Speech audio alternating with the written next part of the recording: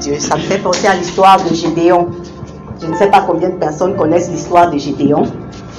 Gédéon, c'était un jeune homme qui se voyait incapable et impuissant de faire quoi que ce soit. Et sa nation passait par une crise très très difficile.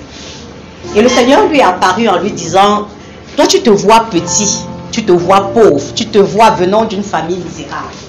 Mais moi je te dis que je veux faire quelque chose avec toi. Et il a commencé à énumérer toutes ses faiblesses. Vous savez, c'est souvent notre fort. Quand il y a de gros défis au-devant de nous, on commence par énumérer nos faiblesses. On dit, moi, sans niveau, comme les gens sont complexés par l'école là, moi qui n'ai même pas de niveau, qui ne suis pas là à l'école. Après on dit encore que moi qui depuis que j'ai eu le diplôme là, je n'ai même pas pu trouver de travail. Après on dit encore que moi qui dans ma famille, personne n'a jamais construit l'étage. Après on dit encore que, vous comprenez un peu, chaque fois que Dieu pointe le regard sur toi, tu vas trouver toutes les raisons pour lesquelles tu n'es pas qualifié. Et c'est ce qui s'est passé avec Gédéon, c'est qu'il a trouvé toutes les raisons pour lesquelles il n'était pas qualifié pour faire ce à quoi Dieu l'appelait. Et Dieu lui a dit, moi, je te vois comme un vaillant héros. Est-ce que tu sais que tu es un vaillant héros cet après-midi? On se comprend, hein? Le Seigneur a dit, moi, je te vois comme un vaillant héros. Peut-être que toi, tu ne vois rien en toi, mais Dieu voit quelque chose en toi. Et ce qui s'est passé, c'est que le moment du combat est venu. Gédéon a sonné de la trompette. Et les hommes sont venus en grand nombre. La Bible nous dit qu'ils étaient 32 000 à venir pour aller à la bataille. Parce que leurs adversaires étaient de loin plus nombreux. C'était des centaines de milliers. Et eux, ils avaient réussi à réunir 32 000 personnes. Mais ce qui s'est passé, c'est que le Seigneur lui a dit quelque chose de surprenant. Vous êtes trop nombreux. Tu vois l'adversaire. Il est peut-être 10 fois plus grand et plus costaud que toi. Un peu comme David face à Goliath. Et on te dit que non, le nombre que tu as fait sortir là, vous êtes trop nombreux. Vous allez dire que c'est vous. Vous allez dire que c'est votre force. Vous allez dire que c'est votre intelligence. Vous allez dire que c'est votre stratégie de guerre. Vous allez dire que c'est vos capacités. Je ne veux pas ce nombre-là. Et c'est comme ça qu'il dit, amène-les à la source. Et qu'ils boivent un peu. Et tu vas voir la posture des uns et des autres. Et on saura comment faire diviser. Et c'est comme ça que quand ils vont à la source, non.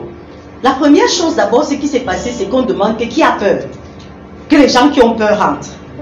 Vous voyez un peu ça. Et on dit que parmi les 32 000, il y a eu 22 000. Donc plus de la moitié. En fait, qui étaient là, mais c'était des peureux. Ils disaient seulement que la terre ici, ça a même donné comment. La terre ici, vraiment les Madianites, là on entend qu'ils ont tel char, ils ont telle arme, ils ont ceci. Ça va même se passer comment. Donc le Seigneur qui lisait leur cœur comprenait qu'ils étaient là, mais ils n'étaient même pas là. Il a dit que demande seulement que qui a peur. On a demandé que qui a peur. 22 000 sont rentrés. 10 000 sont restés.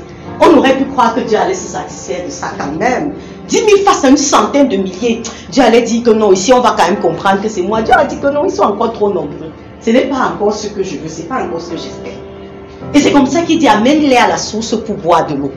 Et vous allez voir la posture que tel va prendre, tu vas le mettre de côté. Et c'est comme ça qu'on les amène à la source. Et des 10 000, est-ce que quelqu'un ici connaît le chiffre de ceux qui sont, le nombre de ceux qui sont restés? 300.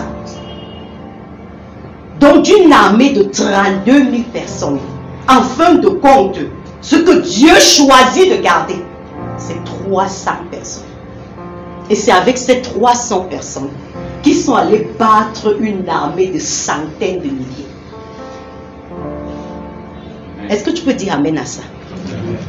Je voudrais te faire comprendre. Je lisais un jour un document, je lisais un bouquin un jour et l'auteur était en train de dire que généralement les gens, quand vous voyez un pays comme le Cameroun, quand vous voyez un pays comme le Sénégal, quand vous voyez un pays comme les États-Unis, l'auteur disait que généralement les gens qui tiennent un pays comme ça, qui dirigent tout un peuple, ce n'est même pas... Je sais pas. En fait, quand vous voyez un pays comme le Cameroun de 22 millions de personnes, on va te dire que les gens qui prennent les décisions pour toi, pour qu'on augmente la facture d'eau, pour qu'on ne fasse pas les routes là, ils sont même pas 5 personnes qui en réalité décident de tout ça, de tout ça. Quand vous voyez un pays comme le Sénégal, avec ce que Ousmane Sonko et Faye ont fait, on avait l'impression que Macky Sall était intouchable. On avait l'impression que son prédécesseur, là, c'est qui Wade, avec son fils, était intouchable. Mais des jeunes gars se sont levés, moins de la quarantaine, ils ont dit que Ils ne connaissent même pas Dieu, ils sont les musulmans. Et le système est tombé. Et je voyais encore les ravages qu'ils avaient faits aux dernières législatives. 131 sièges sur 160 poussières. Le reste des partis là ont eu une trentaine de sièges. Quand vous voulez réussir, comprenez, cherchez à comprendre comment ça se passe pour que les gens réussissent. Les deux petits gars là ont fait asseoir les Sénégalais. Je vais te dire cet après-midi qu'en réalité, je n'ai pas besoin de plus du nombre que vous êtes là. On se comprend. Et si en venant, tu étais entré un peu comme Gédéon, je veux que ta mentalité change. Et que tu comprennes que tu as quelque chose en toi. Que tu as quelque chose à donner. Tu peux ne pas avoir le cursus académique nécessaire. Si on dit que sortez vos CV là maintenant, ton CV peut ne pas être le bon. Tu peux ne pas avoir la corpulence nécessaire. Tu peux ne pas avoir la taille et le teint nécessaire. Mais ce n'est pas ça qui est important. Tu peux te voir comme Gédéon. Quelqu'un dans ma maison n'a jamais, dans ma famille n'a jamais construit une maison en étage. Comment ça se fait que ce soit moi qui puisse oser faire des choses aussi? Tout se passe ici. Et cet après-midi, je voudrais que tout ce qui était ici et qui n'était pas bien placé se replace bien.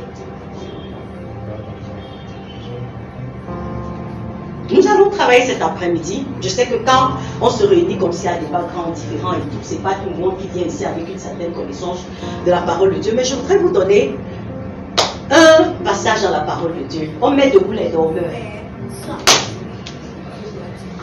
Amen. Amen. Donc si tu dors, tu vas t'asseoir, tu vas laver, il y a les toilettes là-bas, tu vas laver ta place aux toilettes. En fait, là, c'est l'école. Alléluia. Amen. On met debout les dormeurs. Tu ne peux pas accepter que tu viennes gaspiller ton temps. C'est sur responsable du temps que tu passes. Donc si tu ne te comportes pas bien, tu te fais debout. Donc le dehors surtout partout. Alors je voulais vous parler d'une parabole dans Marc 4. Je crois que pour ceux qui ont un peu une certaine connaissance de la parole de Dieu, la connaissent, la parabole du Seigneur. La Bible nous fait comprendre qu'un Seigneur sortit pour s'aimer. Vous connaissez tous le principe de la semence et de la moisson. Encore que tous nous sommes le produit des semences. Il n'y a rien sur la terre qui soit le produit d'une semence. Tu es le produit d'une semence qui a été mise dans une femme. Le spermatozoïde et l'ovule ont fécondé et ça t'a donné. Les légumes que tu achètes au supermarché sont le produit d'une semence. Ce n'est pas au marché que tu achètes que ces légumes ont été plantés. La viande que tu manges est le produit d'une semence. Le poisson est le produit d'une semence. L'arbre fruitier est le produit d'une semence. Tout est le produit d'une semence. Donc c'est pour ça que je voudrais que tu comprennes avec de bonnes oreilles cette parabole. La parabole du Seigneur. Et ce qui s'est passé, c'est que dans la parabole du Seigneur, le Seigneur a pris la peine d'expliquer. Il a dit un semeur est sorti pour semer. Et je vous fais plus des détails. Les graines sont tombées dans des terres différentes. Et ça a donné des résultats différents. Et ce qui s'est passé, c'est que quand le Seigneur a fini de donner ses paraboles et qu'il s'est retiré avec ses disciples, les disciples lui ont dit, on n'a pas compris la parabole. Je ne sais pas si quelqu'un a déjà remarqué ça dans la parabole du Seigneur. Les disciples lui ont dit, on n'a pas compris la parabole que tu venais de donner. Et le Seigneur a posé une question, c'était un peu comme une inquiétude. Il a dit, mais attendez, si vous n'avez pas compris cette parabole, comment est-ce que vous allez comprendre toutes les autres? La parabole du Seigneur, Marc 4, Matthieu 13, vous pouvez trouver ça là-bas. Pourquoi est-ce que cette parabole est aussi importante? Au point où le Seigneur pouvait dire, mais si tu n'as pas compris ça, comment est-ce que tu espères comprendre toutes les autres paraboles que je vais te donner? C'était simplement parce qu'on dit que la semence, c'est la parole de Dieu. Et aujourd'hui, en tant que chrétien, en tant que croyant, même en tant que non-croyant, nous espérons certains résultats pour nous. Il n'y a personne ici qui n'espère un certain résultat pour ça. Vous avez des attentes à des niveaux différents. Tu peux ne pas vouloir grandir beaucoup avec Dieu, mais toujours est-il que tu peux prospérer. Tu veux voir tes enfants grandir, comme c'est un slogan ici au Cameroun, n'est-ce pas? Je veux voir les enfants grandir. En fait, tu peux avoir une vie où le jour où on va donner ton programme des obsèques, on dit membre de plusieurs associations. Hein? Membre de plusieurs associations. Il a fréquenté jusqu'à tel niveau. Hein? Après, on dit encore que on met encore pas sur les programmes des obsèques des gens là, vous qui avez au-delà il était père de tel nombre d'enfants. Hein? Et non, mais on met les éléments qui vont montrer qu'en fait c'est un gars qui avait réussi. Vous voyez un peu le genre. Lui, que c'était un gars. Souvent on ne met même pas membre de plusieurs associations. On dit a fondé plusieurs associations pour montrer un peu comment est-ce qu'il était. Et si tu es parti à l'étranger, on va mettre ça sur ton programme de retraite. Pour dire que tu as pris l'avion, non? Et que tu es un gars respectable. C'est vrai ou c'est pas vrai? Tu peux partir à l'étranger, on ne met pas ça sur ton programme. On va mettre. On va mettre que tu as voyagé. Il a fait ses études de Harvard, USA. Si tu as les membres de la famille, même des neveux, des cousins qui sont allés à l'étranger, on va les citer. Tel aux États-Unis annonce le deuil de tel. C'est ça la grandeur, non? C'est ça qui montre que c'est un grand bien, non? Quand on dit que c'était qui comme ça? Donc quand dans leur programme, c'est qu'on voit États-Unis, France, Finlande, on dit que oui, c'est un grand monsieur. Il a travaillé, hein? Qui ne rêve pas de ça pour sa folie? Moi, pour ceux qui me connaissent, savent que je parle de l'amour avec beaucoup d'aisance. Parce que ne pas parler de l'amour avec une certaine aisance, ça veut dire que tu vis dans le mensonge. Tu vas partir. On se comprend. Et tu dois préparer ta fin. Et tu dois préparer ton départ.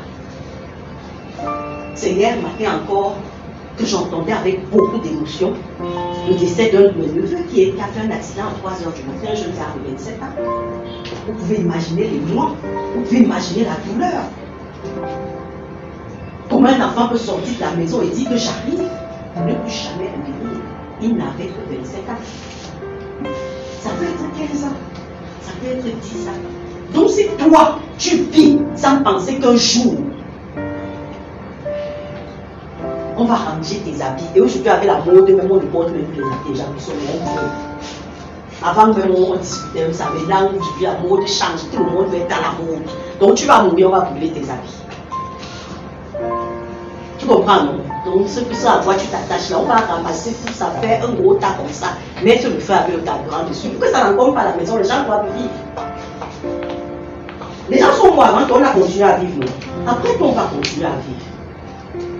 Donc, je te dis que c'est très important de penser à ta fin. Ne pas le faire, c'est manquer de sagesse.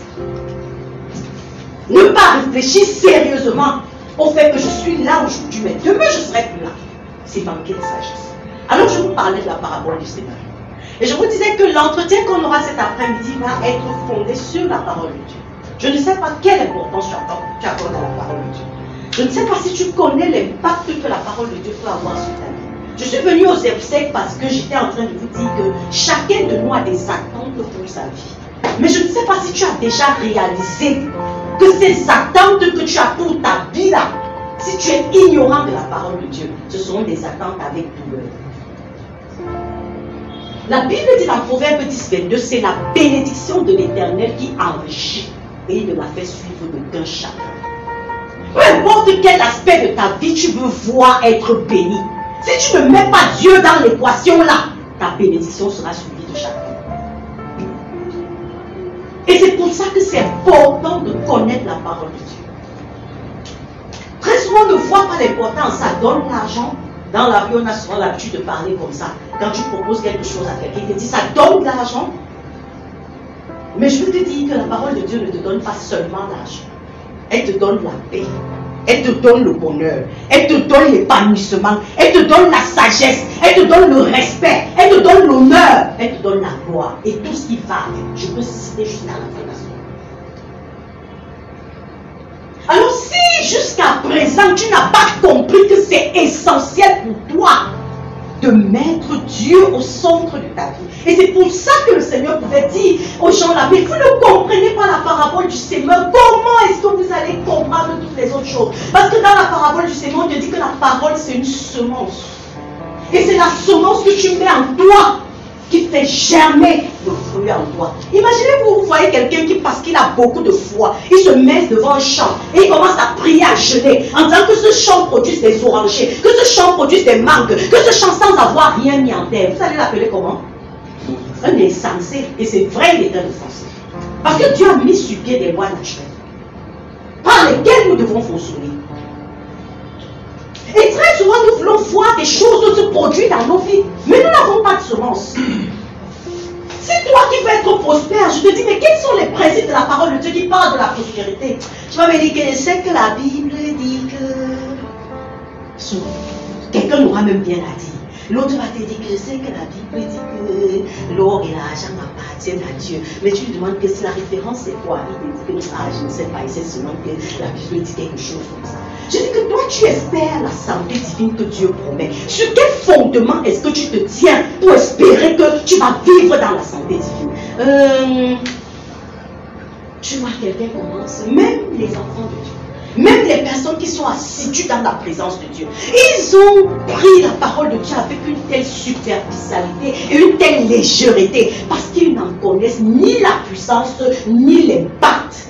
Et je veux te dire cet après-midi d'entrée de jeu que si tu veux réussir et que tu ne reconsidères pas la place que tu accordes dans la parole de Dieu, tu vas échouer. Tu vas dire, tu es Dieu. Je sais que beaucoup de gens dans leur temps, ils disent, tu es... Mais je parle sur la base des principes établis par le Créateur. Est-ce qu'on se comprend? Je parle sur la base des principes établis par le Créateur. Si tu ne reconsidères pas la place que tu accordes à la parole de Dieu, tu vas échouer. Beaucoup de gens dans la vie, même quand vous voyez les riches, ils sont compromis, généralement les gens ne se compromettent même pas avant d'avoir l'argent. Les gens se compromettent après avoir eu de l'argent. Pourquoi? Parce qu'on leur dit, oh vraiment, tu sais, comme tu prospères déjà un peu là, vraiment, il faut que tu protèges l'argent que tu as là. Tu sais que le théo est mauvais maintenant.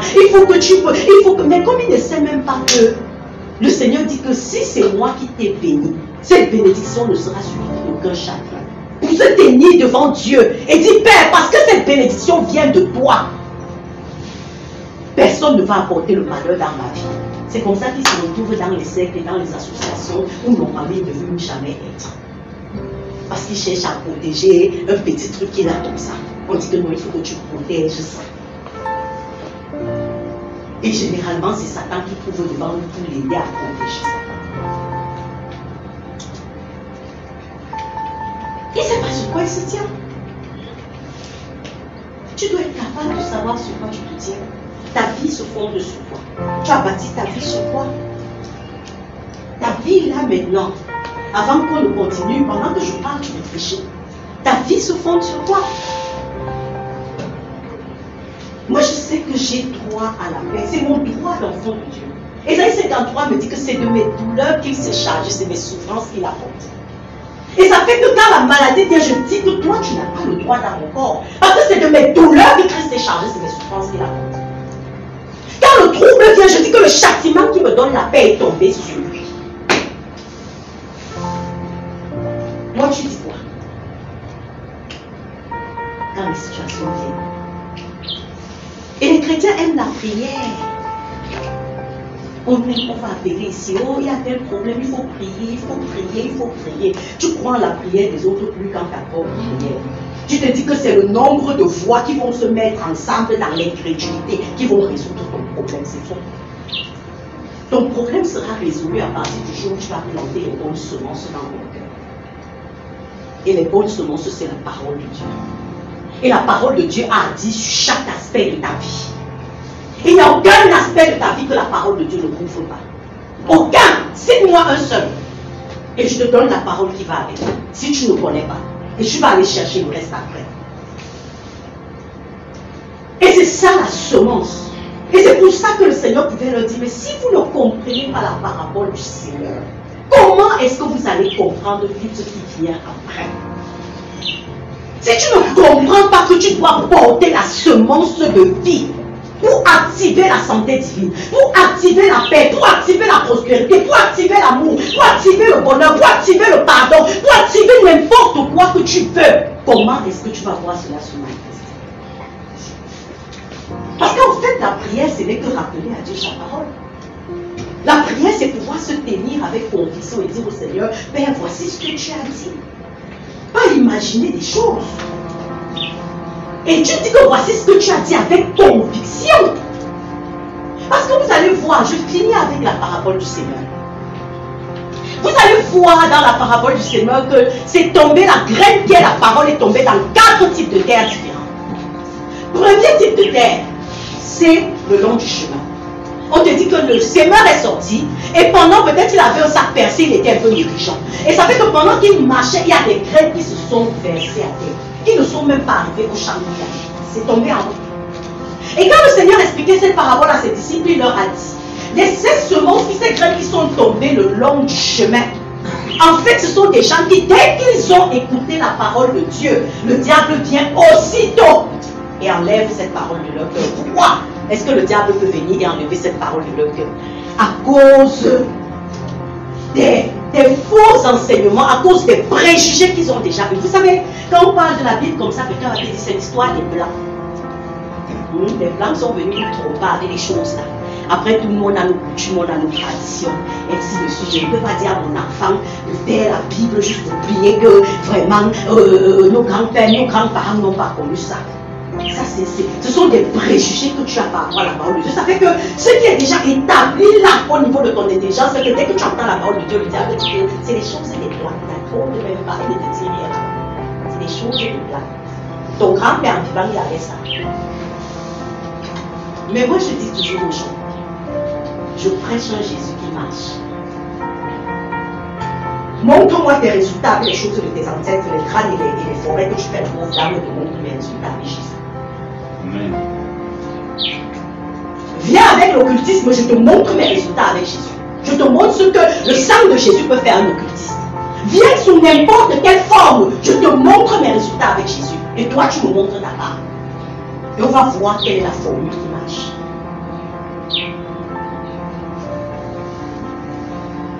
Donc si Satan t'a dit un jour que c'est les choses des blancs, il faut savoir qu'il veut te mettre dans le pied. Maintenant, le deuxième type de terre, c'est en fait sur le rocher. On te dit que il est parti et certaines graines sont tombées sur le rocher. Le rocher, il y a un peu de terre au-dessus du rocher, mais en fait, ça n'a aucune profondeur.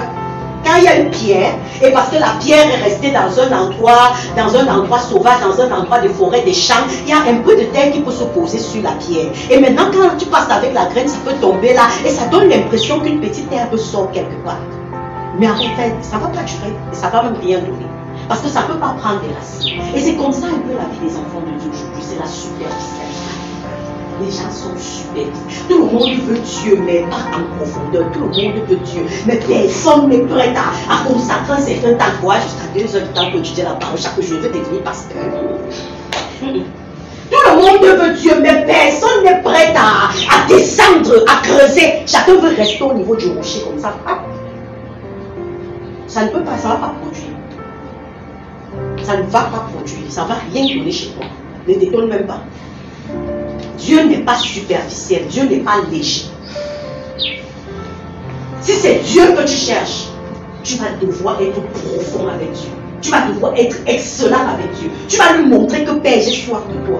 Parce que j'ai compris que la solution n'est nulle part ailleurs. Je veux faire le vite fait, la rapide. On sort un peu souvent le dimanche, de temps en temps, on va à l'église. On fait un peu comme ça. Non, quand même, je suis dans la chorale. Non, aucune profondeur. On te dit quels sont tes moments personnels avec Dieu. Vraiment, le travail m'occupe. Alléluia. Tu es plus occupé que le monde entier. Donc, c'est ça. Superficiel. Troisième type de terre, au milieu des racines. J'espère que pendant qu'il parle, je suis identifiée. Le Seigneur dit qu'au milieu des racines, ce sont les soucis du monde qui viennent avaler la parole de Dieu en toi. Tellement tu as le souci de l'école, tu as le souci de réussir, tu as le souci d'envoyer des enfants, tu as le souci de troisième type de terre, superficielle, avec les oreilles ouvertes à beaucoup d'autres informations. Ça veut dire que tu prends un peu la parole de Dieu, mais ton esprit est ouvert à tellement de choses qui vont bâtir l'incrédulité avec toi. La foi et l'incrédulité, c'est comme ça. C'est comme des deux côtés d'une balance. Il faut qu'on se comprenne. D'un côté, tu peux avoir le souci de voir, le désir de voir Dieu dans ta vie et travailler à connaître la parole de Dieu. De l'autre côté, ce que tu dois faire, c'est que tu dois fermer les portes de ta vie à l'incrédulité. Aujourd'hui, la parole de Dieu n'arrive pas à prospérer dans ta vie parce que les portes que tu ouvres à l'incrédulité pour te donner des informations contraires à ce que Dieu dit, parce que tu veux être un chrétien cultivé, tu veux être un chrétien qui ressemble aux autres, tu veux être un chrétien comme ça, c'est tu ouvres tes oreilles à tout. Et ça fait que pendant que la Bible dit de méditer la parole de Dieu, tu médites plutôt ce que tu as compris. On a dit que vraiment sur 10 cas de cancer, il n'y a qu'un qui vit. Donc, un qui vit. Voilà comment les chrétiens incrédules, ils sont remplis d'autres choses. Et ça fait que cette autre chose-là domine la parole de Dieu. Et enfin, c'est la bonne terre. Alors, où est-ce que tu te situes? On va passer à l'identité. Je veux croire que si on arrêtait la conférence, là, tu n'allais pas dire que tu es venu pour rien, n'est-ce pas? Si on arrêtait là, tu n'allais pas dire que tu es venu pour rien, non? Donc, n'attends pas que Jésus descende. Garde déjà ce qui a été donné là. On va voir la suite après. Vous m'aimez toujours?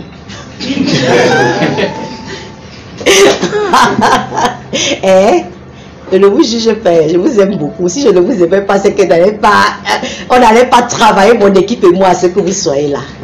Donc, vous devez m'aimer. Amen. Amen. Alors, voilà mon nom. Je suis Pascaline Chouankem, je suis juriste de formation. Coordinatrice d'Undiluted Word of God, qui veut dire en français la parole de Dieu non diluée. Je réponds au numéro de téléphone que voilà et à l'email que voilà. Alors, nous entrons de plein pied dans la conférence cet après-midi sur l'identité. C'est quoi l'identité? Quand je dis identité, vous pensez tout de suite à quoi? Il y a une pièce principale et capitale pour chacun de nous qu'on appelle la carte d'identité, n'est-ce pas? La carte d'identité a quel type d'information? Oui. Quoi d'autre? Oui. Nationalité. Oui. Oui. Oui. Date et lieu de naissance, ta profession aussi, n'est-ce pas? Dans la carte d'identité, en fait, quand tu perds ta carte d'identité, tu as le sentiment de ne plus exister, de ne plus être un citoyen légal. On se comprend. Parce que la première autorité que tu rencontres en route, c'est avec ça qu'elle te donne une pièce d'identité. Ça peut être la carte d'identité, ça peut être le passeport, ça peut être... Mais c'est une carte qui, en fait, regroupe des informations fondamentales. Pour que tu sois peut-être admis à faire un concours, on va toujours te dire que la tranche d'âge va de tel à tel. Est-ce qu'on se comprend? Donc, ton âge, c'est une information capitale. Ton nom, c'est une information capitale. Parce que supposons que maintenant qu'on dise que tu n'as plus de nom, tu vas te sentir perdu et égaré, non? Tu t'es imaginé ça, non?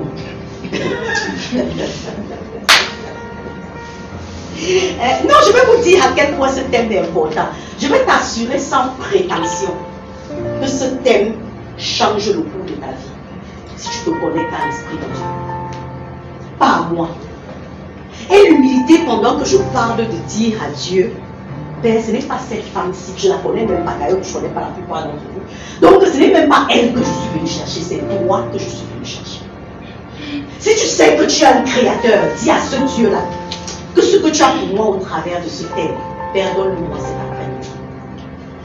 C'est pour ça que je suis en train de te dire que si tu sais à quel point une pièce d'identité est essentielle dans la vie d'un individu, alors comprends à quel point ce thème est essentiel pour toi. Quand la Bible parle de marcher dans la connaissance de son identité, on a reformulé le thème. Opère, produit des résultats proportionnels à qui tu es devenu. Produit des résultats, c'est essentiel. Produit des résultats. Parce que si tu es un être humain et que tu ne produis pas de résultats, quel que soit le domaine de ta vie dans lequel tu opères, tu ne peux pas être satisfait, n'est-ce pas? Nous voici en fin d'année, non? On est pratiquement à la dernière semaine du mois de novembre. Et d'ici peu, on sera en décembre. Et quelle est l'idée qui te traverse quand tu vois décembre et se profiler à l'horizon comme c'est en train de venir? N'est-ce pas là, même si tu es inconscient, comment tu dis que voici 2024 qui est venu, j'ai même fait quoi de cette année? Peu importe combien tu es irresponsable. C'est vrai qu'après tu vas passer à autre chose. Mais d'abord, le choc dans ta tête, c'est que voici 2024. J'ai donné la maison là. Les gens qui vivent dans le tôlage des maisons, j'ai tôlé la maison là, et j'ai passé à l'examen là. En fait, je veux dire quelqu'un d'un peu sensé, quand une année est en train de courir à son terme comme ça, la question qui se pose d'abord, c'est cette année-ci, où j'ai un an de plus, où en fait, qu'est-ce que j'ai fait de cette année qui est en train de s'achever? Et c'est pour ça que tu peux voir en fin d'année, même pendant que certains se réjouissent, d'autres sont tristes. Parce qu'il voit tout ce qu'il a fait comme objectif pour l'année. Il dit, ouais, vraiment, l'affaire là n'a pas donné. Je n'ai même pas prospéré, même dans mon commerce aussi. Je veux faire comme ça jusqu'à quand. Je n'ai même pas fini la maison. Ouais, j'ai encore raté le pizza cette année. Ouais, j'ai encore. Vous comprenez un peu ça? Tu fais un bilan. Voilà 2024 qui s'achève. C'est pour ça que je parle de produits, des résultats. Quel type de résultat est-ce que tu produis? Maintenant, quand on parle de marcher dans la connaissance de son identité en Christ, en reformulant le thème, ça donne opère et produit des résultats proportionnels à qui tu es devenu en Christ. Le fait que tu sois un enfant de Dieu, et si tu ne l'es pas encore, en sortant de cette salle, tu le seras, donc considère-toi déjà comme tel. Amen. Amen. Donc tu peux bien faire la paix avec ton Dieu dans ton cœur, même pendant qu'il parle. Tu dis au Seigneur, que Père, je suis à ton enfant. Il t'accepte la porte ouverte là-bas tout le temps, on ne le ferme jamais. Amen. Donc pendant qu'il parle, toi-même mets en ordre ce qui est à mettre en ordre. Donc au Père produit des résultats proportionnels à qui tu es devenu. Il y a un élément essentiel dans cette phrase, c'est le terme devenir. Je vais expliquer ça avec le prochain passage qui est Jean 1,12. À tous ceux qui l'ont reçu, à ceux qui croient en son nom, elle a donné le pouvoir. Vous voyez, le privilège de devenir enfant de Dieu. On a mis le mot pouvoir en gras. Est-ce qu'il y a une seule personne ici qui n'aimerait pas avoir un pouvoir, qui ne voudrait pas être quelqu'un d'influent, qui n'aimerait pas être quelqu'un qui influence la vie des autres? Le pouvoir, c'est à plusieurs niveaux. Ce n'est pas seulement peut-être avoir un grand poste ou bien avoir... Mais est-ce qu'il y a quelqu'un ici qui n'aimerait pas que sa parole compte aussi? Parce que même la Bible dit que la sagesse du pauvre est méprisée. Vous savez ça, non? Donc ça veut dire que si tu es quelqu'un qui n'a pas de pouvoir à quelque niveau que ce soit, ça veut dire que quelque part... On se comprend. Mais ce n'est pas moi, c'est ce que la Bible dit. Que toi qui as reçu Jésus, toi qui as cru au nom du Seigneur, automatiquement tu es doté d'un certain pouvoir. C'est pas moi qui le dis, c'est la parole de Dieu qui le dit. Mais est-ce que tu en es conscient? Et maintenant j'ai mis entre parenthèses pouvoir privilège. Vous connaissez très bien ce que ça veut dire, des positions privilégiées, n'est-ce pas? Quand on dit que tu es un privilégié, ça veut dire qu'en fait tu as la faveur. La Bible dit que pour celui qui est né de nouveau, c'est quelqu'un de favorisé. Elle a donné le pouvoir de devenir. Quand on dit qu'il est devenu riche, ça veut dire qu'avant il était comment? Quand on dit qu'il est devenu grand, ça veut dire qu'avant il était comment? Petit. Vous comprenez ce mot devenir? Et vous comprenez pourquoi c'est essentiel? Parce qu'en fait, quand je regarde les gens aujourd'hui, je n'ai pas le sentiment qu'ils comprennent même que être un enfant de Dieu a créé un impact radical dans leur vie. C'est pour ça que des passages comme ça m'intéressent. On a le sentiment que le jour où tu as reçu le Seigneur, parce que peut-être physiquement tu n'as pas changé, rien ne s'est passé, et ainsi de suite, tu as seulement dit, Seigneur Jésus, je te reçois dans un peu très misérablement là. Seigneur Jésus, je te reçois dans mon cœur comme mon Seigneur et mon sauveur personnel. Après tu rentres à la maison, tu as même honte de dire même à quelqu'un que tu as même pris un engagement pareil, tu es dans ton coin, une place. Amen. Tu ne réalises même pas que quelque chose s'est passé dans ta vie. Mais pourtant la Bible dit que quelque chose s'est passé. C'est pour ça que dans votre de jeu, je vous ai donné de comprendre quelle est l'importance que vous devez attacher à la parole de Dieu. La vérité, c'est que si tu lis la parole de Dieu par formalisme, tu ne vas jamais t'arrêter à des mots comme ça. Tu ne vas même pas chercher à comprendre. Quand la Bible dit que j'ai eu le pouvoir de devenir enfant de Dieu, ça veut dire qu'il faut avoir du pouvoir. Tu ne vas même pas comprendre que devenir veut dire en fait que Dieu a fait de moi quelqu'un de différent de ce que j'étais jusqu'ici. Tu es devenu un enfant de Dieu. Amen. C'est très important. Ne laissez pas les gens qui entrent vous distraire, je vous en prie, c'est une place. Il veut que tu maximises ton temps ici. Non, même si c'est Paul Bia qui entre, regarde-moi. Elle a donné le pouvoir de devenir enfant de Dieu. Tu as un pouvoir. Et je veux te faire comprendre que le jour où tu es né de nouveau, tu es devenu quelque chose de différent de ce que tu étais. Et il faut vraiment que tu le réalises parce que c'est essentiel. On se comprend, hein? Il faut que tu le réalises. Colossiens 1:13. La Bible dit qu'il nous a délivrés de la puissance des ténèbres et nous a transportés. On peut te transporter, tu restes au même endroit. Mais toi, je ne veux pas indexer quelqu'un. Je peux te dire, depuis que tu as cru, tu te sens transporté. Qui a cru ici?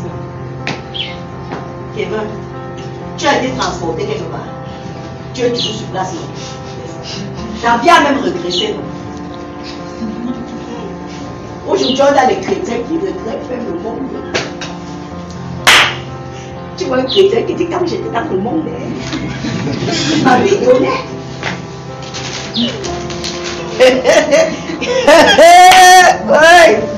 Aïe, aïe, aïe. Dieu nous a fait grâce en Jésus-Christ. Alléluia. Eh Yves, quand tu étais dans le monde, ta vie donnait. Maintenant, Dieu t'a mis dans la bouteille comme ça. Tu ne sais même plus comment faire. Les atalacous que tu faisais à côté, là, il n'y a plus ça. Donc maintenant, ta vie est pied plat. Mais est-ce que c'est ce que la parole de Dieu dit? Ce n'est pas ce que la parole de Dieu dit. On dit que tu as été délivré de la puissance des ténèbres. Tu as été délivré du joug et de la domination de Satan. On se comprend. Et tu as été transporté dans le royaume du Fils de son amour. Même si tu n'expérimentes pas ça, tu vas expérimenter ça tout à l'heure. On se comprend. Tu vas comprendre ce que je suis en train de dire. Christ est le médiateur d'une alliance plus excellente qui a été établie sur de meilleures promesses. Christ est le médiateur d'une alliance plus excellente. Vous savez le problème de beaucoup d'enfants de Dieu aujourd'hui, c'est qu'ils ne font pas la différence claire entre l'ancienne alliance et la nouvelle alliance. On ne sait pas exactement qu'est-ce qui différencie le chrétien de l'Ancien Testament de celui du Nouveau Testament. C'est vrai qu'on sait qu'en chemin comme ça, un Jésus était mort. Alléluia. On sait qu'en chemin, un Jésus était mort quelque part. Mais en réalité, l'impact de sa mort et de sa résurrection, ce n'est pas très perceptible dans l'esprit de la plupart des chrétiens. Mais la Bible nous fait comprendre que la nouvelle alliance avec Jésus est une alliance plus excellente avec de meilleures promesses. Et je ne sais pas si tu as déjà réfléchi à ça. Qu'est-ce qu'il fait? Parce que même déjà dans l'ancienne alliance, on voyait un Moïse qui pouvait frapper le bâton sur la mer rouge et la mer rouge se divise. Même déjà dans l'ancienne alliance, on pouvait voir un Élie qui faisait descendre le feu du ciel pour consumer des gens. On pouvait voir Élisée qui dit 3 vagues de soldats comme ça, 50, il dit que le feu descend du ciel. Je veux dire que dans l'ancienne alliance, il y avait des choses extraordinaires qui se passaient là-bas. Et la nouvelle alliance avec Jésus ne vient pas remettre en cause l'ancienne alliance. Au contraire, ça vient la confirmer. Mais la différence est, pourquoi est-ce que la Bible veut te dire que la nouvelle alliance est de loin plus excellente? Moi, je ne savais même pas qu'on met déjà plus devant les superlatifs. J'ai vu ça dans la Bible. C'est parce qu'on nous a appris en français, quand c'est déjà excellent, tu ne vas plus mettre plus. Mais si la Bible prend quand même la peine de dire que la nouvelle alliance est plus excellente que l'ancienne et fondée sur de meilleures promesses, ça veut dire quoi? Est-ce que toi, tu expérimentes ça?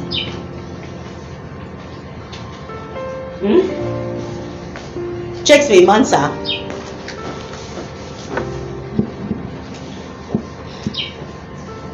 La compréhension de mon identité. On va voir quelque chose. Un texte très très important. 1 Thessaloniciens 5, 23. Que le Dieu de paix vous sanctifie lui-même tout entier. Tout entier. Que tout votre être, l'esprit, l'âme et le corps soient conservés irrépréhensibles lors de l'avènement de notre Seigneur Jésus-Christ. Ce texte a un avantage clair. C'est qu'il te montre que toi, tu es un être à 3 dimensions. Tu as un esprit, tu as une âme et tu as un corps dans ta seule personne. Mais la vérité, c'est que bien que peut-être nous le sachions, ce n'est pas toujours perçu comme ça dans nos textes, que nous sommes des êtres à 3 dimensions. Écoutez-moi avec de bonnes oreilles, je vais m'attarder beaucoup là parce que c'est... Quand tu as compris ça, je crois que tu as compris ce qu'on est ici cet après-midi. Si je te demande, est-ce que tu as chaud? Toi, tu as chaud? Voilà. Tu n'as pas eu besoin de réfléchir pour me dire ça, non? C'est à quel niveau que tu ressens la chaleur? Au niveau du corps. Si je demande à la dame que voici, est-ce que tu es contente? Tu l'es. Tu n'as pas eu besoin de réfléchir pour me dire ça, non? Pourquoi? Parce que tu es contente. Vous voyez que mes 2 questions font appel à 2 dimensions de votre personne. Les 2 dimensions dont vous avez toujours été conscient toute votre vie. Est-ce que tu as chaud ou est-ce que tu as froid? Ton corps, tu ressens ton corps. Est-ce qu'on se comprend? Tu ressens ton corps. Tu n'as pas besoin d'ouvrir un livre pour qu'on te dise comment est-ce que ton corps se sent. À partir du moment où tu es dans le domaine de... Le corps se caractérise par nos 5 sens. Ça veut dire voir, goûter, entendre, sentir, ressentir, toucher. Voilà tes 5 sens. Et c'est ce qui t'a toujours donné le baromètre de ta vie. Avec ce que tu vois, tu peux dire que cette salle est à moitié pleine. Tes yeux te rendent ministère de quelque chose. Est-ce qu'on se comprend? Les 5 sens sont ces parties-là de ton corps qui s'expriment au quotidien pour te permettre d'évoluer dans la vie. Mais dans ton âme, on va te dire, c'est le siège de tes émotions. C'est pour ça que je lui ai demandé, est-ce que tu es content? Et elle me dit oui. Elle n'a pas besoin de demander à quelqu'un à côté ou bien d'ouvrir un document pour voir dans quel état elle se sent. Quelqu'un peut entrer ici, il est colérique simplement parce qu'il a peut-être dit à son frère que bon, moi je vais sortir, rentre à telle heure à la maison, la personne n'est pas rentrée. Ou alors il est allé en route, il a beaucoup attendu le taxi. Ou alors il croyait qu'on allait faire la conférence dans la salle à côté, il est arrivé là-bas, il n'y avait personne et il a dû chercher encore que la conférence c'est même court. Ton état émotionnel, tu n'as pas besoin d'ouvrir le livre pour savoir comment tu te sens émotionnellement. Et c'est ça au niveau de ton âme. C'est pour ça que je disais que si tu comprends les 3 dimensions de ton être, tu vas comprendre comment fonctionner pour réussir en Christ. Parce que jusqu'à ce que tu rencontres Christ et après même avoir rencontré Christ pour au moins 95% de chrétiens, on a toujours considéré 2 parties de notre personne. Mes yeux ont vu, alors c'est ça. Ma bouche a goûté, c'est ça le goût. Mes oreilles entendues, c'est ça la bonne information. Si par exemple, je disais à quelqu'un ici, je suis sainte. Je suis sainte. Amen. Amen. Mais ça peut susciter beaucoup d'interrogations en vous. Ça peut donner l'impression que je suis prétentieuse, n'est-ce pas? Parce qu'elle ne pêche pas. Elle me dit qu'elle connaît Dieu plus que qui. Même les pasteurs, même le pape ne pêche pas. Même celui qui a créé. Si je dis à quelqu'un je suis juste, si je dis alors que je suis irréprochable, on va dire que je la connais.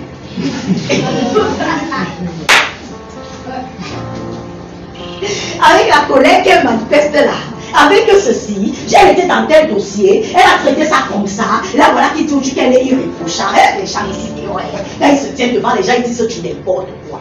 Vous voyez un peu ça.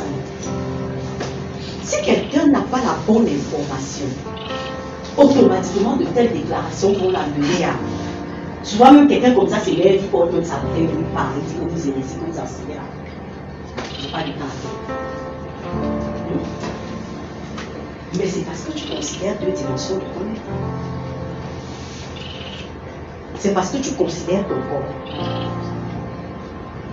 La Bible dit que ton corps est le monde de l'iniquité. C'est parce que tu considères tes pensées. Tu sais que maintenant, puisque ton âme, c'est le siège de tes pensées, c'est le siège de tes émotions, c'est le siège de ta volonté, c'est le siège de ton intelligence, c'est la part de tes pensées surgit. Et c'est que tu sais que même les péchés que tu ne manifestes pas devant les gens, pendant que tu es assis comme ça, tellement de choses passent dans ton esprit, tellement de pensées tournent dans ta tête, et automatiquement tu sais que tu es conscient, parce que la Bible nous dit que notre conscience, même sans l'Esprit de Dieu, nous rend ministère de ce qui est bien et de ce qui n'est pas bien. Donc ça fait que quand tu es dans la vérité, ou bien quand tu es toi-même, tu sais. On n'a pas besoin d'ouvrir la Bible pour que tu saches que non. Ici, là, je suis dans le... On se comprend, non? Mais ces deux dimensions de votre être vous rendent un témoignage de vous qui n'est pas vrai. Vous n'acceptez pas que ce n'est pas vrai. Mais est-ce qu'on est quand même d'accord sur la base de la parole de Dieu que... non. Le tableau, s'il ne peut pas être plus clair.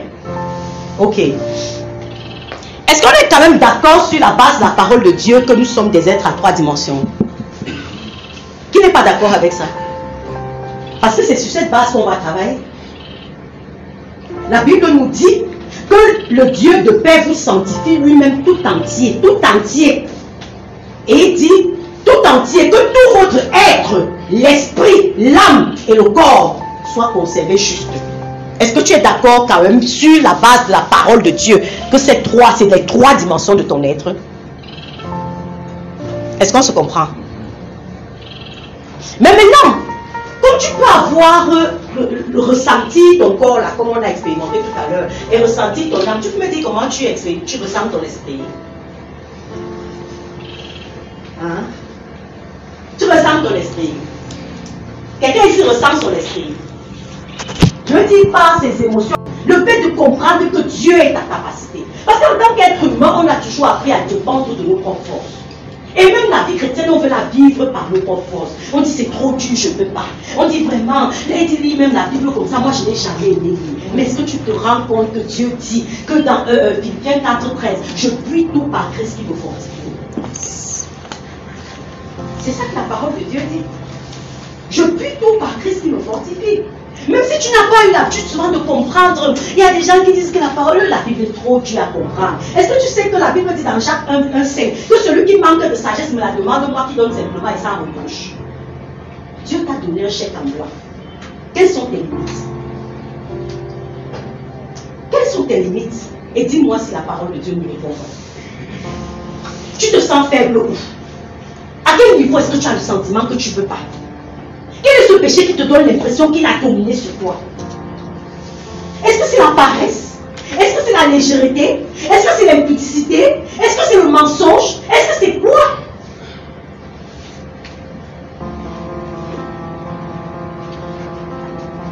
Dis à ce péché, tu as été crucifié à la croix. Amen.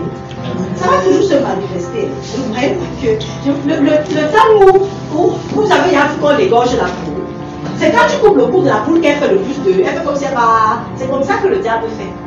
Quand tu le découvres, il te donne l'impression que... Donc ton péché là se manifeste 350 ans.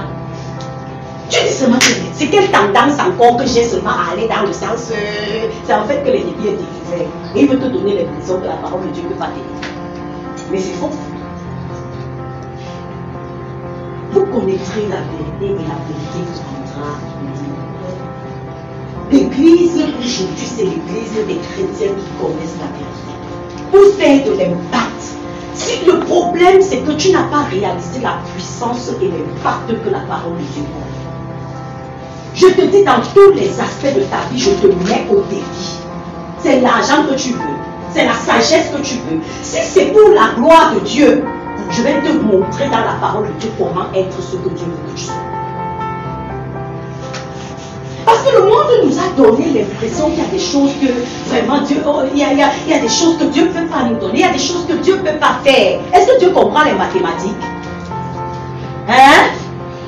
On nous a donné l'impression que c'est pas pour voir les gens, peut-être parce qu'ils ont un petit diplôme en quoi que ce soit, ils vont te dire que vraiment vos histoires de Dieu là, pardon, laissez-nous d'abord ça. Les blancs sont venus vous tromper. Je les appelle des illettrés. N'est-ce pas Dieu qui a fait voler l'oiseau? Ce n'est pas Dieu. Tous les systèmes du monde ne sont-ils pas calqués sur le système divin? Vous me parlez de quoi? C'est quelle école que tu as fait qu'on t'a menti que Dieu ne comprend pas ça? Et qui te donne des ailes? Ou quel argent que tu as cherché? Ou bien quel potentiel que tu as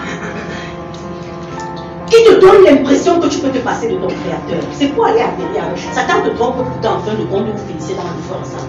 Il n'y a rien là-bas. C'est tout, il n'y a rien. Tout ce que Satan essaye de te faire, c'est qu'il cherche le maximum de personnes avec lesquelles il va atterrir là-bas, puisque son sort est déjà scellé. J'ai l'habitude de dire aux gens, la parole de Dieu dit il y a plus de 2000 ans que Satan, votre adversaire, est animé d'une grande colère, sachant qu'il lui reste peu de temps. S'il y a 2000 ans, Satan était déjà conscient qu'il lui restait peu de temps, qu'est-ce qu'il en est aujourd'hui? Le diable, votre adversaire, sait qu'il lui reste peu de temps. Est-ce que toi, tu sais qu'il te reste peu de temps? Il y a 2000 ans, il était déjà conscient que mon temps est limité. Et il faut que je parte avec le maximum de personnes. Qu'en est-il aujourd'hui, à ton avis? Toi, tu es conscient que ton temps est limité. Ton temps est limité. Je veux te le dire, il faut que tu réfléchisses à ça. Ton temps est limité. Satan a même encore plus de temps que toi, mais il est plus conscient que toi. Oui, parce que ce n'est que lors de la seconde venue de Jésus qui sera écrasé. Même si nous sommes à minuit moins 5 de la venue de Jésus, ce qui est certain, c'est qu'on ne sait pas dans combien de temps, on attend encore le réveil de l'Afrique, alléluia. Et c'est sur toi que Dieu compte pour que notre part de réveil vienne. Oui, parce que c'est le réveil de l'Afrique qui va précéder la seconde venue de Jésus pour les gens qui connaissent l'histoire de la parole, l'histoire de l'Église. C'est le réveil de l'Afrique va précéder la seconde venue de Jésus. Et ce réveil-là, nous travaillons à l'amener en Afrique. Ne crois pas que c'est quelqu'un d'autre. Ce n'est pas du mal pour que tu vas amener le réveil chez toi. Il vend sa Bible pour les Américains, va pour toi. Nous devons travailler à notre réveil.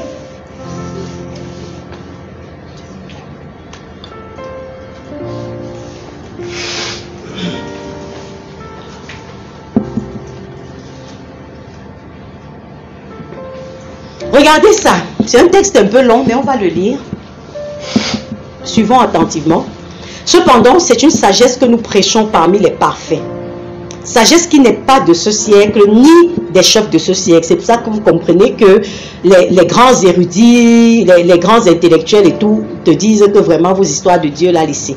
Mais la Bible nous dit également quel sera leur sort. Ils vont être anéantis. Nous prêchons la sagesse de Dieu, mystérieuse et cachée, que Dieu, avant les siècles, avait destinée pour notre gloire. Sagesse qu'aucun des chefs de ce siècle n'a connue, car s'ils l'eussent connue, ils n'auraient pas crucifié le Seigneur de gloire. Mais comme il est écrit, regarde quel est ton héritage. La Bible dit ceci: ce sont des choses que l'œil n'a point vues, l'oreille n'a point entendues, qui ne sont point montées au cœur de l'homme. Il n'y a pas tout le texte. Apparemment, le texte a été coupé. Attendez un peu, je rentre en arrière. Non. Non, il n'y a pas tout le texte. Il n'y a pas tout le texte. Mais j'ai pris ce texte en fait parce que ça, le texte, mais vous pouvez, de toutes les façons, on va mettre le PowerPoint dans le groupe de la classe, vous allez voir, c'est 1 Corinthiens 2, les versets 6 à 14, mais ici ça ne va pas jusqu'au verset 14. Donc, il n'y a pas tout le texte, mais pour ceux qui veulent vraiment comprendre, quand vous rentrez à la maison, vous allez relire. En fait, j'ai pris ce texte parce qu'il nous montrait que en réalité, Dieu avait prédit à l'avance que les gens qui vous disent être les maîtres et les seigneurs de ce monde ne peuvent pas comprendre la sagesse de Dieu. Vous comprenez un peu? Les gens qui établissent les systèmes de ce monde ne comprennent pas la sagesse de Dieu parce que c'est folie pour eux. La sagesse de Dieu est folie pour eux. Et la Bible nous dit que notre héritage, ce sont des choses que l'œil n'a point vu, que l'oreille n'a pas entendu, qui ne sont pas montées au cœur de l'homme. Ça, c'est ton héritage en Christ. Ça veut dire que ce ne sont pas des choses que la sagesse humaine peut comprendre. C'est pour ça que tout à l'heure, on parlait de l'esprit de sagesse et de révélation. Vous savez, hein, c'est vrai que nous sommes dans un monde où le diable nous détruit avec l'orgueil. Mais devant Dieu, le conseil que je peux te donner, sois humble devant Dieu. N'approche jamais la Bible comme quelqu'un qui a trop foutu, ou bien comme quelqu'un qui connaît, ou bien comme quelqu'un qui a déjà tué avec lui. Quand tu approches la Bible, approche-la avec un cœur humble. Et dis au Seigneur, Père, je n'ai pas besoin de la lettre de la parole. C'est vrai que mon intelligence doit comprendre les choses. Mais j'ai besoin de la révélation, j'ai besoin de l'esprit de la parole. Je veux que tu m'enseignes. Et c'est pour ça que trop de gens trouvent que la Bible est ennuyeuse et que la Bible est incompréhensible. Parce qu'en fait, ils comptent sur leur sagesse humaine, ils comptent sur leur intelligence pour pouvoir comprendre la parole de Dieu. Mais ça ne se comprend pas comme ça. La parole de Dieu se comprend par l'esprit de Dieu. Et c'est pour ça que nous devons avoir l'humilité. Chaque fois que nous approchons la parole de Dieu, de dire au Père, Seigneur, enseigne-moi. Je peux avoir lu Jean 3,16 toute ma vie, car Dieu a tant aimé le monde qu'il a donné son Fils unique afin que quiconque croit en lui ne périsse point, mais qu'il ait la vie éternelle. Mais je peux t'assurer que si Dieu te donne son entendement, ou alors une portion, parce qu'il y a, tu peux comprendre, il y a 1000 vérités qui peuvent ressortir d'un passage comme celui-là. Mais si tu approches toujours le passage avec je connais déjà, comme c'est un peu le langage des gens aujourd'hui, on connaît tout. Amen.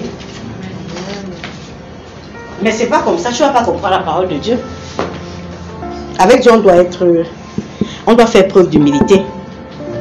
1 Corinthiens 2, 6 à 14. Mais l'homme animal ne reçoit pas les choses de l'Esprit de Dieu car elles sont une folie pour lui et il ne peut les connaître. L'homme animal ici, c'est l'homme qui fonctionne avec son âme et son corps, comme je vous ai dit tantôt. Ce n'est que par l'Esprit de Dieu qu'on peut comprendre la parole de Dieu.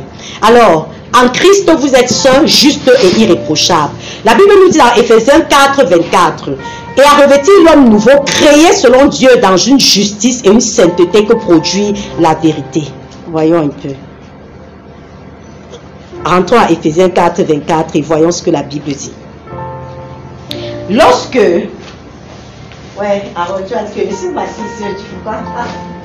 Lorsque tu as été créé, Éphésiens 4, 24, revêtir l'homme nouveau. On a vu tout à l'heure dans 2 Corinthiens 5, 17, si quelqu'un est en Christ, il est une nouvelle créature.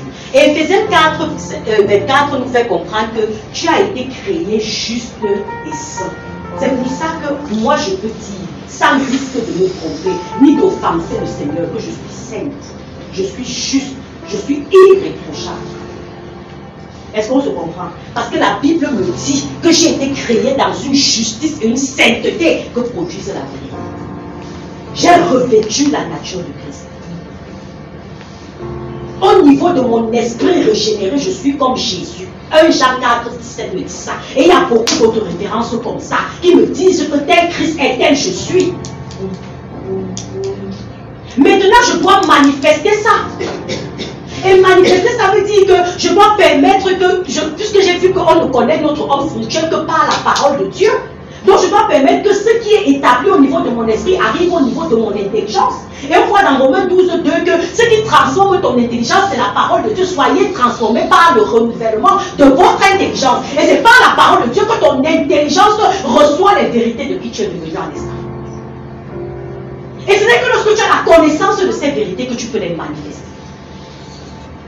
Si tu ne sais même pas, mais peu importe qu'on t'ait légué un héritage de 3 milliards de francs, et que tu ne saches même pas que tu as un tel héritage, est-ce que tu peux l'utiliser? Tu ne peux pas l'utiliser. Le fait que tu ne saches pas qui tu es veut dire que tu ne peux pas fonctionner dans cette dimension. C'est pour ça que nous devons connaître ces choses. Parce que lorsque la nature charnelle va vouloir te réclamer, tu vas lui dire, attention, voici qui je suis. Attention, voici qui je suis. Ça veut dire que ce désir pernicieux qui monte à moi, là, tu ne peux plus me dominer. Il y a des passages. En tout cas, pour moi, tous les passages de la Bible sont importants parce que vous allez voir répéter toujours que vraiment tel passage est trop important, tout la Bible est importante. Amen. Mais Galates 4:1, par exemple, dit ceci: tant que l'héritier demeure enfant. Ça, c'est un passage qui m'émerveille tellement ça retrace la vérité de qui nous sommes. La Bible dit, tant que l'héritier demeure enfant, tu es un héritier qui est un enfant, tu ne peux pas jouir de ce qui t'appartient. Enfant au niveau de la connaissance, pas de l'âge. Tant que l'héritier demeure enfant, il ne peut pas jouir des biens qui lui appartiennent. Il sera toujours sous des administrateurs et des juges. Tu vas dépendre des gens pour qu'on t'impose les mains pour que tu sois guéri. Tu vas dépendre des gens pour qu'on t'impose les mains pour que tu aies une percée dans le commerce. Tu vas dépendre des gens pour qu'on t'impose les mains. Je n'ai pas dit de ne pas respecter les hommes de Dieu. Je n'ai pas dit que l'homme de Dieu ne peut pas apporter un plus dans ta vie. Mais je te dis que tu as intérêt à grandir.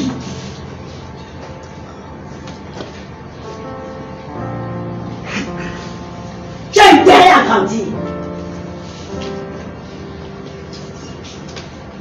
Tant que l'héritier demeure enfant, tu ne peux pas.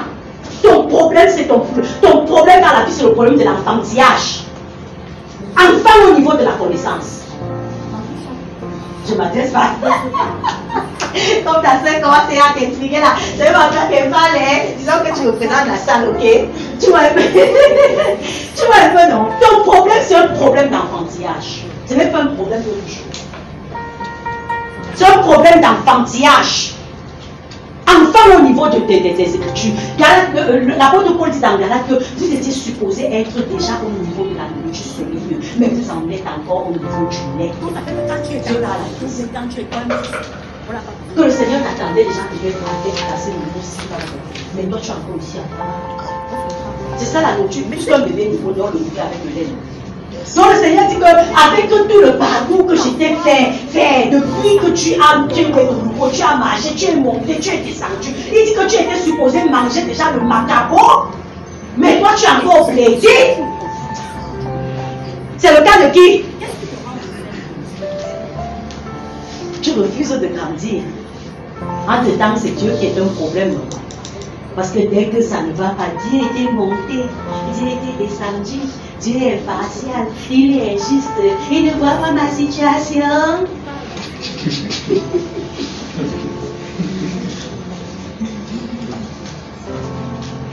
Putain, il a bien mis entre tes mains. Tant que l'héritier demeure enfant, Galate 4. Tu vois que tu peux aller imprimer, c'est collé sur ton mur. Qui a dit oh?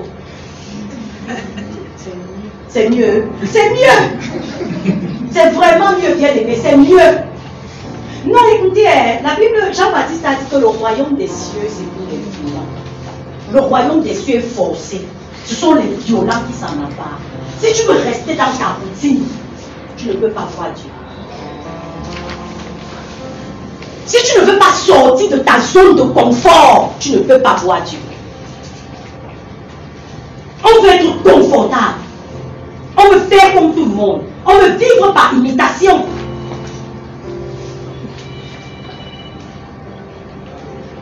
Tant que l'héritier demeure enfant, pose-toi la question, est-ce que je ne suis pas un héritier qui est un enfant? Et c'est la raison pour laquelle je croule sous le poids de ces problèmes. Et c'est la raison pour laquelle je crois que je me suis trompé le jour où j'ai accepté Jésus. Et c'est la raison pour laquelle je crois que c'est Dieu qui est la cause de mes problèmes. Dieu n'est pas la cause de ton problème. C'est toi qui es la cause de ton problème. Tu refuses la connaissance. La Bible dit que mon peuple périt faute de connaissance. Mais la partie du verset qu'on ne cite pas souvent, c'est parce qu'ils ont rejeté la connaissance. C'est Osée 4:6. La partie B dit qu'ils ont rejeté la connaissance.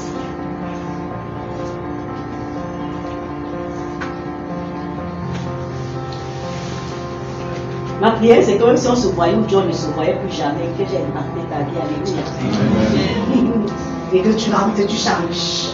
Donc il me dit que Seigneur, chaque fois que tu me donnes l'opportunité d'avoir une personne en face de moi, permets que je puisse changer le système qu'il y a dans sa tête. On a besoin des gens qui vont changer la tête. Amen. Je parle les gens là, non.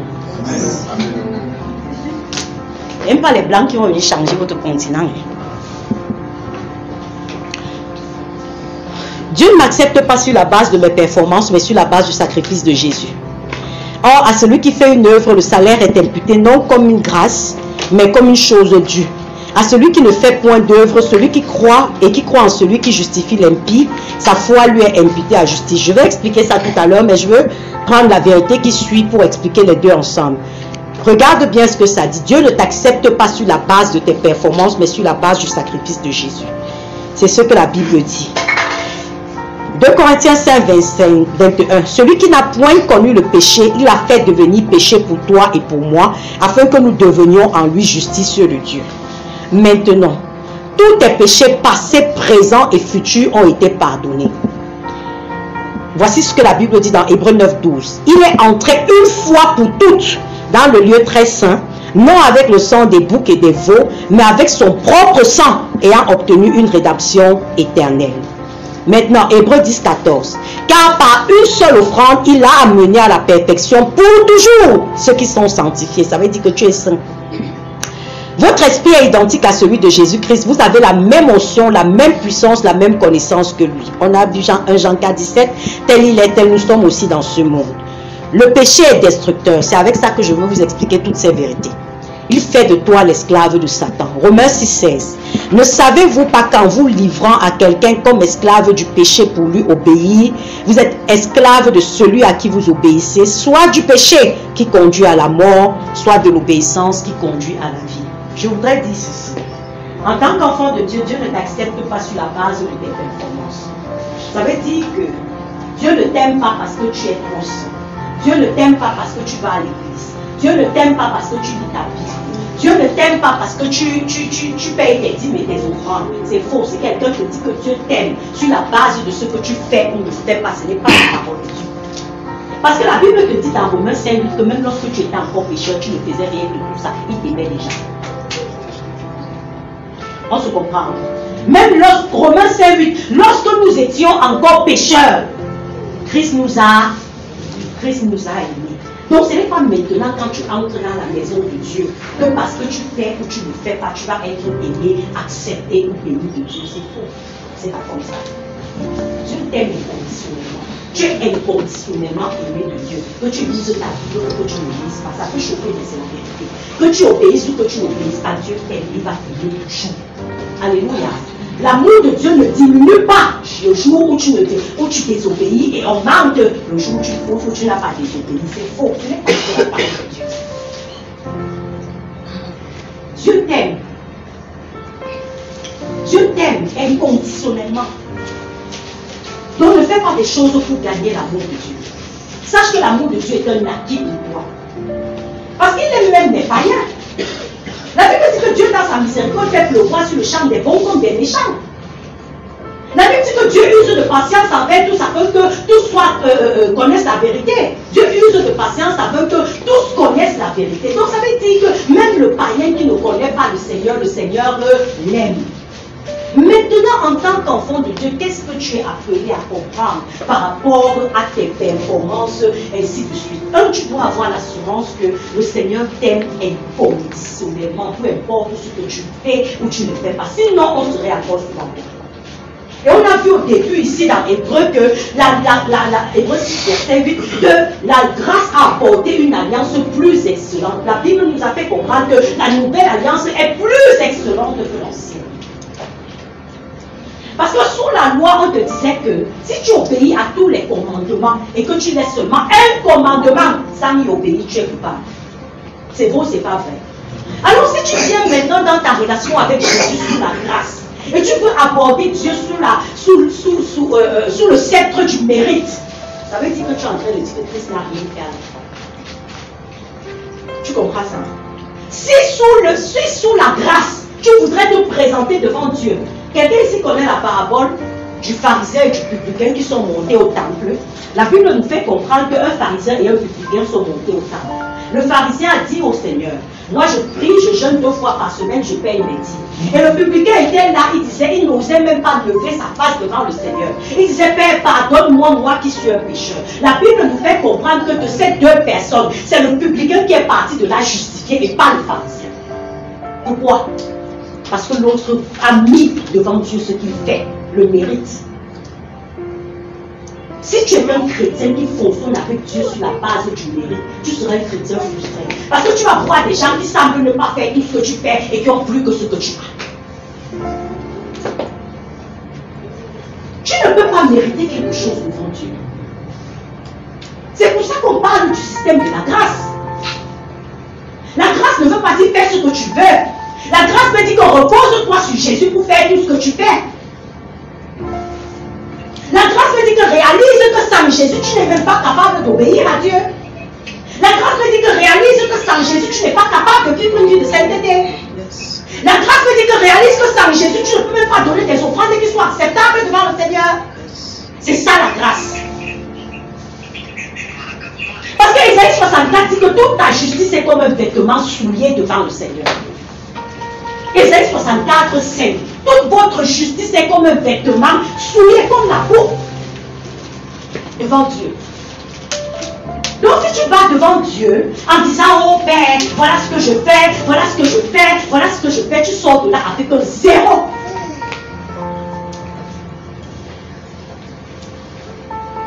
Tu ne fais rien par toi-même. Parce que le Seigneur a dit dans Jean 15 au verset, enfants de Dieu, et comprenons-nous bien. Je n'ai pas dit, j'ai fait exprès de laisser le Seigneur. J'ai fait exprès de passer tous les autres passages et de laisser ça là. Parce que vous allez comprendre par ce passage que je vous encourage par les riches. Voici ce que la Bible dit dans Romains 6, le verset 16. Ne savez-vous pas qu'en vous livrant à quelqu'un comme esclave pour obéir, vous êtes esclave de celui à qui vous obéissez, soit du péché qui conduit à la mort, soit de l'obéissance qui conduit à la justice. J'ai fait exprès de laisser ça. Pour que tu comprennes que ce que je suis en train de te dire, c'est que ne va pécher. Parce que moi-même, ce n'est pas ma vie. Mais je suis en train de te dire qu'à partir du moment où tu n'enlèves pas de ta tête le fait que tu ne peux pas mériter la grâce de Dieu, l'amour de Dieu, la faveur de Dieu, tu es dans les mains. Tu dois comprendre que Jésus est la grâce. C'est lui qui te rend capable. Parce que la Bible dit que tu n'as pas été sauvé par les autres. Mais une fois que tu es sauvé, tu as l'obligation de pratiquer les bonnes œuvres. C'est ça l'histoire. Vous n'avez pas été sauvé par les œuvres. Mais une fois sauvé, ton identité d'enfant de Dieu, c'est que la qualité de ta vie doit te montrer quelqu'un qui craint Dieu. Mais est-ce que tu peux vivre cette vie par tes propres forces? Est-ce que c'est Jésus te laisser à toi-même et dire que bon, comme tu veux trop me plaire, là-bas, toi, me plaire, tu peux y arriver?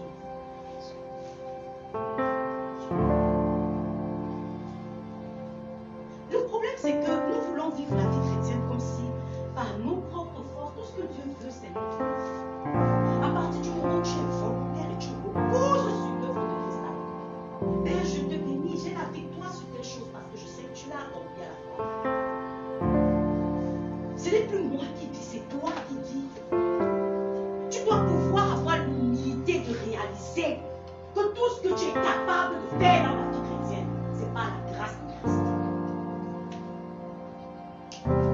Par toi-même, tu ne peux pas plaire à Dieu. Et c'est pour ça que tu dois compter sur Jésus. Est-ce qu'on se comprend? Et quand et j'ai commencé en vous disant que Dieu ne t'aime pas moins quand tu vis bien ou bien plus quand. Dieu ne t'aime pas moins quand tu vis mal ou bien plus quand tu vis bien. Pourquoi? Parce qu'ici, vous voyez souvent dans le sentiment que lorsque nous ne sommes pas dans la voiture, c'est Dieu qui nous fait. Lorsque tu ne marches pas dans la voiture, c'est toi qui appelles le parcours de Dieu et qui te livre à sa grâce. Ce n'est pas Dieu qui t'aime. Vous comprenez un peu ça? À part quand tu ne vis pas bien, tu n'as pas le souci de plaire à Dieu et que tu exposes ta vie à lui, c'est l'ennemi qui devient ton maître. Et c'est lui qui te fait vivre Dieu. Ce n'est pas Dieu. Dieu n'a rien à voir là-dedans. Dieu t'a déjà béni, comme on voit dans l'Église 1, 3. Vous avez été bénis, pas vous serez bénis. Vous avez été bénis de toutes les bénédictions spirituelles dans les lieux célestes en Christ. Ce n'est pas une action à venir. Dieu n'a pas dit que quand tu vas payer ta dîme, je vais te bénir. Dieu n'a pas dit que quand tu m'obéis, je vais te bénir. Dieu n'a pas dit que quand tu vas lire ta Bible, je vais te bénir. Il dit que tu as déjà été béni. Et cette bénédiction-là est irrévocable. Et la seule personne qui peut se mettre hors de cette bénédiction, c'est toi. En allant faire du Satan ton maître. Parce que regardez, le cliché que nous avons dans l'église aujourd'hui, c'est le même cliché qui s'est déroulé dans le jardin. Dieu, dans Genèse 1, 28, donne la domination à l'homme et elle. Il dit soyez bénis, soyez féconds, multipliez, remplissez la terre, assujettissez-la. Dominez sur les poissons de la mer et sur tout animal et sur la terre. La domination a été donnée à l'homme dans le jardin d'Éden. C'était lui qui était supposé. Comment ça se fait donc que cette domination aujourd'hui, avant que Christ ne vienne, ait été transférée? C'est pas la désobéissance. Et tu dois que c'est le même système qui se reproduit. Chaque fois que tu pêches, tu te mets sous la domination de ça. Il y a tellement dit sur ce cours sur l'identité que je sais pas comment je vais faire. Amen.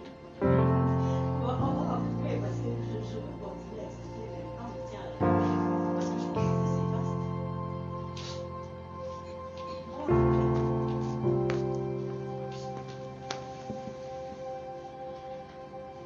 Donc, je ne t'ai pas envoyé pécher. La Bible dit que le voleur ne vient que pour dérober, égorger et détruire. Voilà les 3 missions de Satan dans ta vie. Si tu te livres à lui, il va te voler, il va détruire ta destinée, il va te tuer. Donc, vous êtes pleinement bénis en Christ. C'est ça que je citais tout à l'heure, Éphésiens 1:3. Béni soit Dieu, le Père de notre Seigneur Jésus-Christ, qui nous a bénis de toutes les bénédictions spirituelles dans les lieux célestes. Quand vous comprenez la parole de Dieu, regardez bien, vous lisez la parole de Dieu, regardez toujours le temps des verbes, regardez le temps des verbes. Ici, l'apôtre Paul ne disait pas que Dieu va te bénir parce que tu vas mener l'action. Il dit qu'en tant que nouvelle créature, Dieu t'a déjà béni. Il parlait à l'église d'Éphèse. Il utilise le passé composé. Dieu t'a déjà béni. Donc maintenant, c'est à toi d'avoir la connaissance de la bénédiction et d'actionner ça. Parce qu'on actionne la bénédiction par la foi et on actionne la foi par la parole. Tu crois en ce que la parole de Dieu dit et tu parles ce que la parole de Dieu dit et tu le verras s'accomplir. Donc tu dois actionner ta bénédiction. Vous les avez vaincus parce que celui qui est en vous est plus grand que celui qui est dans le monde. Est-ce que tu vis dans la conscience de la victoire au quotidien? Parce que lorsque nous voyons comment les chrétiens peuvent avoir peur de telle ou telle situation, peur du diable, on va confesser au diable, on va passer le temps à se soucier de ses stratégies, on va étudier les sciences comme la théologie. Je ne veux critiquer aucune science, mais je veux dire que lorsqu'on voit le temps comme ça, on va s'attendre. Est-ce qu'on se rend compte qu'effectivement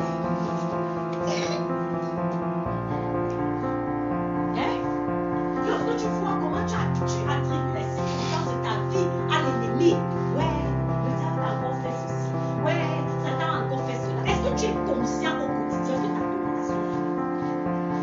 Quand il y a une situation qui arrive, quelle est la parole que tu confesses?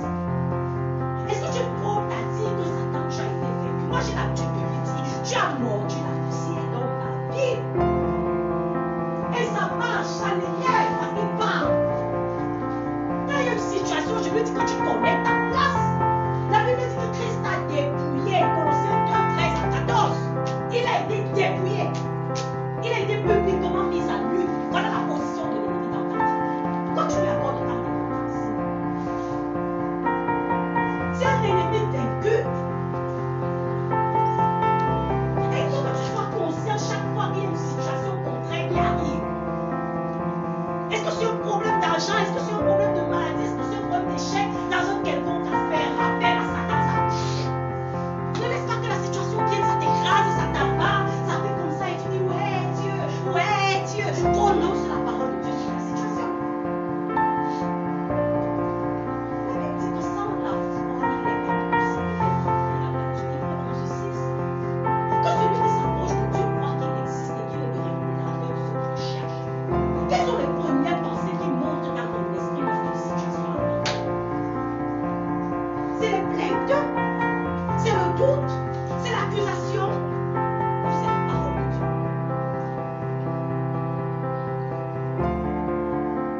Ou c'est la parole de Dieu? Vous les avez vaincus. Quelle que soit la situation de ta vie, rappelle à Satan qu'il est un ennemi vaincu. Ne néglige pas, vous savez, très souvent nous avons cette facilité à négliger le fort. Écoutez, c'est pas que je continue à vous dire que la parole est une puissance. C'est pas la parole que Dieu crée les cieux et la terre. On libère la bénédiction par la foi et on libère la foi par la parole. Tu ne crois pas, tu restes seulement dans ton cœur, tu dis oui, j'essaie, dans ton cœur, tu ne peux pas parler. Il y a une vraiment Satan est un ennemi vaincu. Oui, frère, timidement, on sent l'incrédulité, t'as déjà bloqué comme ça, paf. Tu réponds seulement à ça. Parle ce que tu crois. La parole de Dieu l'a été. C'est pour être parlé.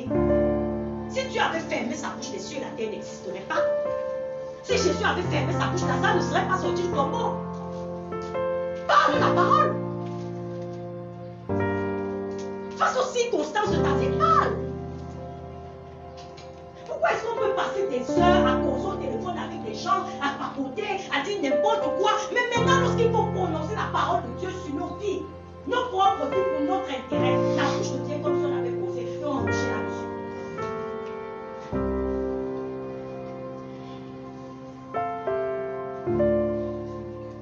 Parle la parole de Dieu sur ta vie. Peu importe la situation, je suis béni. Amen. C'est l'autre jour que je saluais mon fils. C'est l'autre jour que je saluais mon fils. Je lui ai dit comment tu veux. Il me dit je suis béni. Et j'ai acclamé ça. Parce qu'il fait comprendre aux cieux, à la terre et aux puissances sous la terre que je suis béni. Et parce que je suis béni, personne ne peut me le dire. Vous savez, souvent en église, vous savez. Voilà. Faisons ce sépas. En vérité, je vous le dis, celui qui croit en moi fera aussi les œuvres que je fais et il en fera de plus grandes. Ça sont les paroles de Jésus. Je crois quand même qu'on est assez futé pour comprendre que Jésus ne disait pas ça pour nous narguer. Si le Seigneur peut dire que toi et moi, en tant qu'être humain, nous pouvons non seulement faire ce qu'il a fait, mais nous pouvons faire plus. Vous avez l'impression que c'est qu'il voulait seulement bluffer.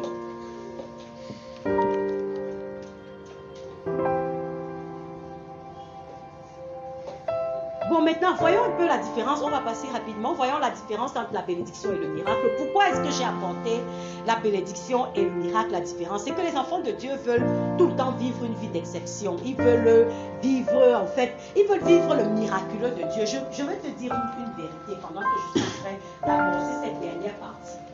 Dieu ne s'attend pas à ce que tu vives ta vie chrétienne par le miracle. Dieu s'attend à ce que tu vives ta vie chrétienne par la bénédiction. Le miracle est une exception. Le miracle n'est pas appelé à être le quotidien du chrétien. La preuve, c'est que compter dans la Bible combien de miracles. On a dit qu'Élie a fait 5 miracles, Élisa a fait 14. Dans toute la vie de l'être humain. Tu n'es pas appelé à vivre le miracle. La bénédiction, c'est la faveur parlée de Dieu sur ta vie. Pourquoi est-ce que je mets Genèse 1 faveur? C'est parce que lorsque Dieu crée les cieux et la terre, ça c'est la déclaration de Dieu lorsqu'il dit tout ce qu'il avait fait. La Bible dit voici cela était bon. Quand il dit que voici cela était bon, c'est une façon de dire que Dieu a mis en place des lois naturelles et spirituelles pour que nous puissions les appliquer. Et voir la bénédiction.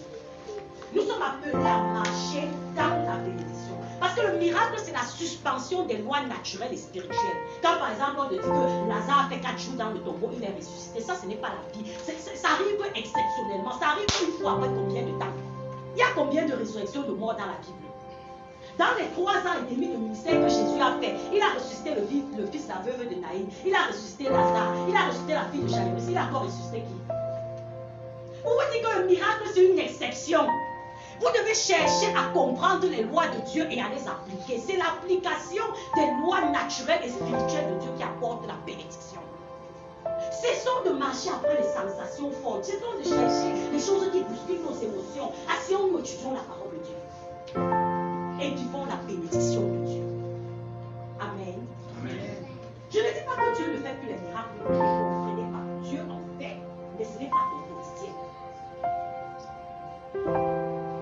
Ce n'est pas ça ton quotidien. Ton quotidien, c'est la bénédiction. Et je peux t'assurer que la bénédiction est de loin meilleure que le miracle.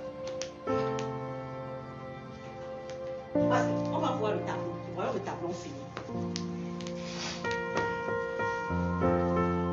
Miracle, substitution ou interruption des lois naturelles. Voyons ce tableau qui a été fait. Regardez la différence entre la bénédiction et le miracle. La bénédiction est permanente. Ça veut dire que ce n'est pas quelque chose qui est restreint dans le temps. Une fois que tu sais comment, par exemple, appliquer la bénédiction de Dieu sur ta vie, ça marche tout le temps. Est-ce que vous comprenez? Par contre, comme miracle, on peut citer la multiplication des 5 œufs et 2 poissons avec lesquels Jésus a nourri 5 000 hommes. Ça peut marcher tout le temps. Vous comprenez ça, non? La bénédiction est permanente. Une fois que tu sais comment, c'est qui ne comprend pas. Une fois que tu sais comment, bon, prenons par exemple les lois de Dieu sur la prospérité. Tout le monde est l'argent.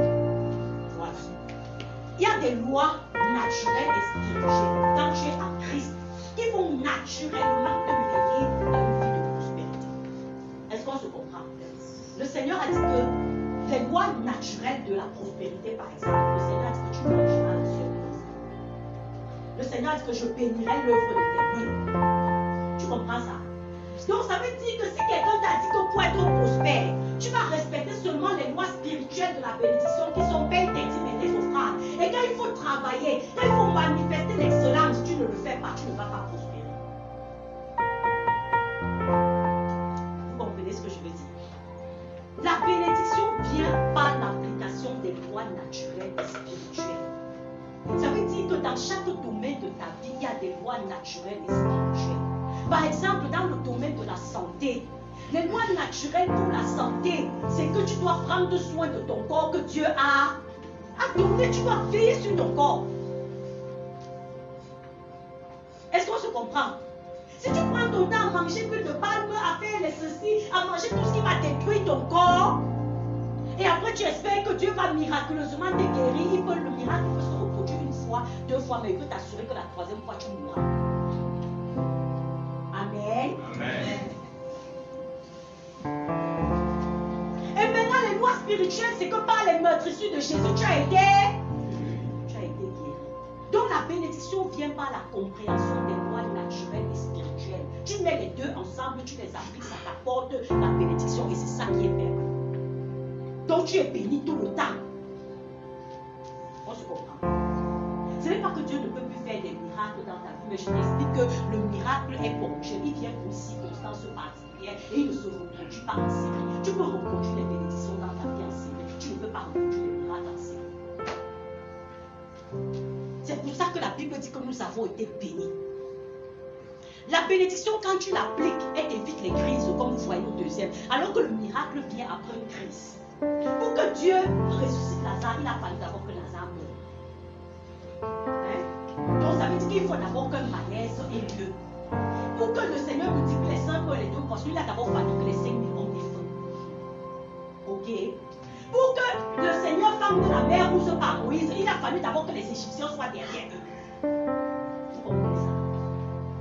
Tu vas avoir une vie de crise. Donc c'est pour ça que je vous explique que le miracle n'est pas l'idéal de Dieu pour toi. L'idéal de Dieu pour toi, c'est la bénédiction. Le miracle, tu peux le reproduire. Et c'est toi seul qui peux y renoncer. Parce que si tu ne mets plus en pratique les lois spirituelles et naturelles de Dieu, tu y renonces. Mais par contre, la bénédiction, tu peux la reproduire alors que le miracle dépend de Dieu. Vous comprenez ça, non? Oui. La bénédiction est abondante alors que le miracle est limité. Vous avez vu que les gens qui étaient venus, qui avaient mangé les 5 pains et les 2 poissons, ils sont revenus le lendemain. Et Jésus a dit que c'est parce que vous avez mangé les pains et les poissons que vous êtes revenus. Il n'y a plus aujourd'hui. Rentrez chez vous. Vous comprenez ça? Il a dit que vous, je vous connais. C'est à cause des pains et des poissons que vous êtes. Ce n'est pas pour la parole. Mais est-ce que le jour il a encore multiplié? Il n'a plus multiplié, ils sont rentrés et enfin. Maintenant, le nœud ici, c'est quoi? C'est que la bénédiction est un processus qui nécessite des efforts de la vie. Alors que le miracle se produit par la miséricorde de Dieu, c'est l'exemple. Et c'est pour ça que beaucoup de gens n'aiment pas fonctionner ici. C'est qu'ici, là, tu dois étudier la parole de Dieu. C'est qu'ici, là, tu dois comprendre comment Dieu fonctionne. Vous comprenez un peu ça? Pour produire ça, tu dois comprendre un certain nombre de choses. Et c'est pour ça que Dieu, dans sa miséricorde, a laissé le miracle. Parce que, par exemple, si quelqu'un qui n'est pas né de nouveau a un problème là maintenant, comme vient de dire un cancer en phase terminale, je ne vais pas lui dire c'est quoi d'abord 2 ans, je t'enseigne la parole de Dieu. J'aurais besoin que Dieu fasse un miracle. C'est pas ça. Amen. Donc nous sommes appelés à marcher dans la bénédiction. Alléluia. Marche dans la vérité de ton identité. C'est ce qui est intéressant. Je ne peux pas avoir la prétention de dire qu'on a une parce qu'il y a un bon nombre de choses à dire là-dessus. Et c'est pour ça que je vais embrayer avec l'émission Méditons ensemble. Mais je crois que si quelqu'un veut continuer à écouter, il saura comment faire. Alléluia. Alors, est-ce qu'il y a des questions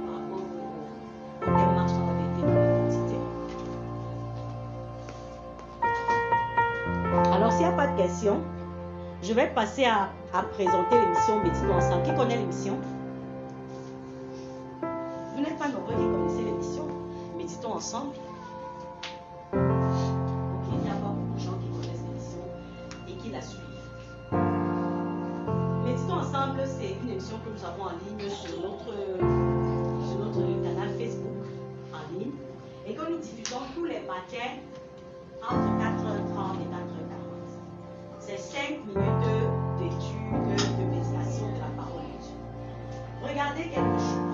Nous ne sommes pas appelés à aborder la parole de Dieu de façon superficielle. Nous sommes appelés à aller en profondeur dans la parole de Dieu. Et c'est pour ça que j'ai eu à cœur, par la grâce de Dieu, de pouvoir mettre en une émission comme ça. C'est parce qu'au quotidien, tu as besoin de connaître la vérité.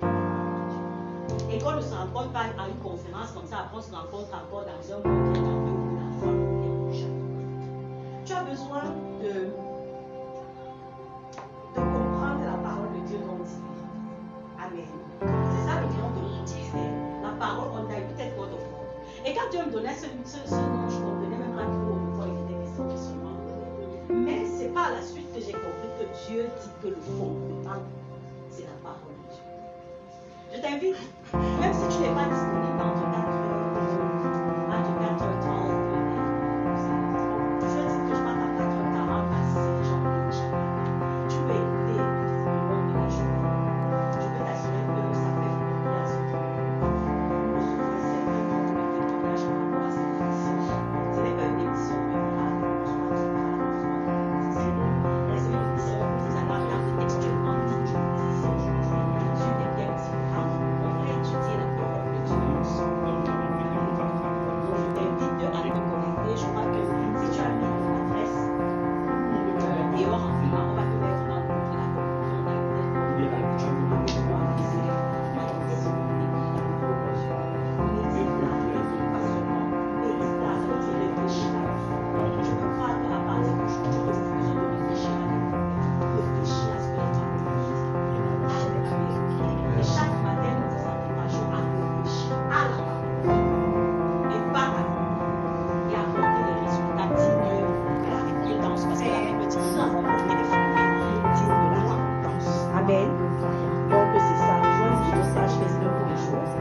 un moment de transformation. Voilà. C'était la fin.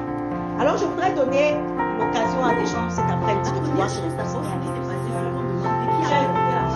Tu les gens qui ont peur. Tu sais où tu te situes, ce n'est pas quelqu'un qui a besoin de dire je sais qu'il y a beaucoup parmi qui sont déjà des enfants, mais je voudrais donner l'opportunité à quelqu'un. Si par exemple, j'ai dit ça à quelqu'un ici. Je peux t'assurer que dans ce atmosphère, comme c'est sur la parole de Dieu, la grâce de Dieu est certainement ici. Dis au Seigneur, Père, je t'invite à parler au Seigneur. Et pour ceux qui veulent donner leur vie au Seigneur, ça doit vivre. Mets-toi debout si tu veux donner ta vie au Seigneur. Je ne fais plus des comportements. Je crois que nous devons pouvoir savoir ce qui est bien pour nous et avancer. Donc nous allons tous parler à Dieu. On va baisser la tête. On va parler au Seigneur. Tu as écouté la parole de Dieu cet après-midi. Tu connais la position qui est la tienne. Tu sais où tu étais avec Dieu. Et tu sais où tu veux être avec Dieu. Et tu as écouté les canaux droits lesquels tu te trouvais avec Dieu. Dis au Seigneur, Père, cet après-midi. Si tu n'es pas réconcilié avec Jésus, dis au Seigneur, Père, je saisis ta main dans le jour de toi cet après-midi. Parce que le Seigneur dit, je me tiens à la porte et je frappe. Celui qui entend ma voix et qui ouvre la porte de son cœur, j'entre et je fais la demeure. Si tu n'es pas réconcilié avec Dieu, dis au Seigneur, Père, je saisis ta main dans le jour. Je saisis ta main dans le jour. Et je me réconcilie avec toi cet après-midi. Je ne vais pas le faire demain, je le fais aujourd'hui. Seigneur, j'ai compris que je ne suis pas dans la bonne position. Et j'ai vraiment besoin que tu m'aides. Je n'ai pas de solution ailleurs qu'en toi. La solution ne se trouve qu'en toi. Parle au Seigneur. Mais et si tu es né de nouveau, dis au Seigneur, Père, mets dans mon cœur l'amour de ta parole. Jusqu'aujourd'hui, je n'ai pas accordé l'importance que je devrais accorder à ta parole. Je n'ai pas compris la puissance de ta parole. Mais s'il te plaît, mets dans mon cœur l'amour pour ta parole. Je suis là, Seigneur éternel, je veux cette transformation. Parce que j'ai appris cet après-midi que la parole de Dieu transforme. Et je veux la transformation. Je veux la transformation.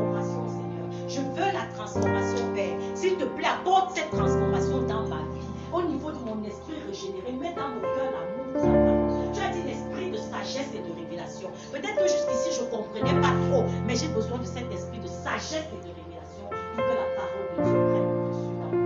Parle à Dieu maintenant. Je voudrais te rassurer que l'Esprit de Dieu est là et qu'il t'écoute. Il est là, il t'écoute, il est disposé à faire avec toi. Parle à Dieu, l'Esprit de Dieu est là, il t'écoute.